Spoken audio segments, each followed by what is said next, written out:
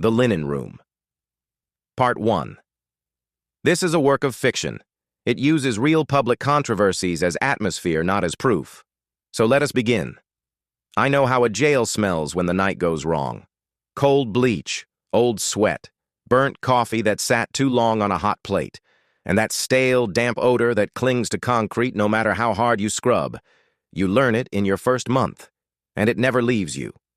Years later, you can catch it on a stranger's shirt in a grocery aisle, and your body tightens before your mind even places the memory. I did my time on the inside in South Carolina, at the state level, and then again down in Florida. County work. Not federal, but we still held prisoners for the feds that had detainers. Still, a cell is a cell when the doors lock, and policy turns into habit, and habit turns into survival. That's why I couldn't shake it. The first time I saw the photos, I didn't feel shocked. I felt that hard. Trained skepticism that comes when a report reads clean, but the scene looks dirty. I had worked on suicides and suspicious deaths. I had stood over a man who fell in a shower stall and watched a supervisor fight the urge to ask the wrong questions out loud. I had taken statements from officers who swore their rounds were perfect, while the logbook told a different story in ink that looked fresh. When the story broke about Epstein, every cop I knew had an opinion. Some said he got what he deserved. Some said no way he died like that.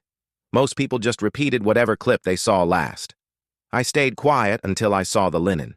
A friend from my old days sent me a link with no message. Just a link. That alone told me he felt uneasy.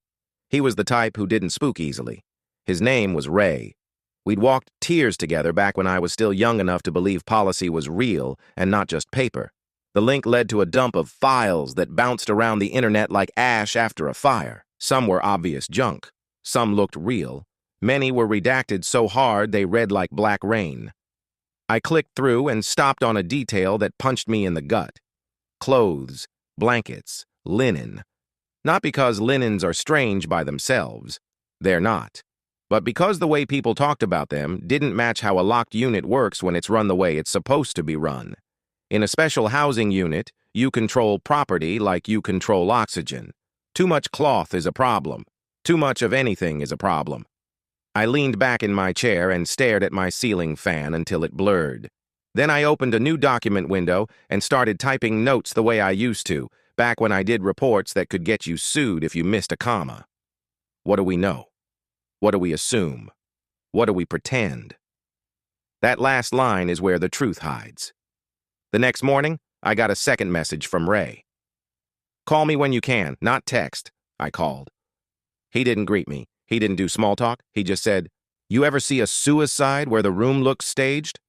"Yes," I said, "more than once." "Then you know why I'm calling." I sat up straighter. "Where are you at?" "Not important. Listen, I'm not saying he didn't do it. I'm saying the story they gave the public has gaps you could drive a transport van through." I let him talk. He told me about the federal report people were citing, about cameras that didn't record, about officers who missed checks, about overtime and staffing and a unit that ran hot with burnout. That part didn't surprise me. Understaffing is the oldest excuse in corrections, and half the time it's true. Then Ray said, "The linen detail is what got you, didn't it?" I didn't answer. He laughed once, no humor in it. "Same here. You and I both know how linen works, and you know how a noose works. That's why this doesn't sit right." I told him, "The federal place is different." "A little," he said, "but not that different." He lowered his voice. "I got something else. Not from a website, from a person with access." My stomach tightened.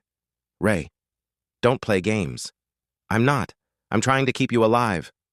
That made me go still. He continued. "You remember how we used to say there are two kinds of cases, the ones that happen and the ones that get managed?" "Yes." "This one got managed." I wanted to dismiss it. I wanted to do what normal people do and walk away. But my career trained that out of me. When you see a gap, you step toward it. Curiosity is a job hazard. "What are you saying?" I asked. "That he didn't die?" "I'm saying I can't prove he died," Ray said. "And I'm saying there's a reason the public never got the kind of clear evidence that shuts everyone up." He didn't say photos. He didn't say video. He didn't have to. I knew the argument. People had wanted the kind of proof that ends debate, and all they got were statements, summaries, and blurry footage arguments that never settled. I said, "What did your person give you?" Ray hesitated, then, "A name, and a place, and a role." I held my breath. "Israel," he said. I waited, but the next words came slowly as they hurt him to speak. "A Mossad agent,"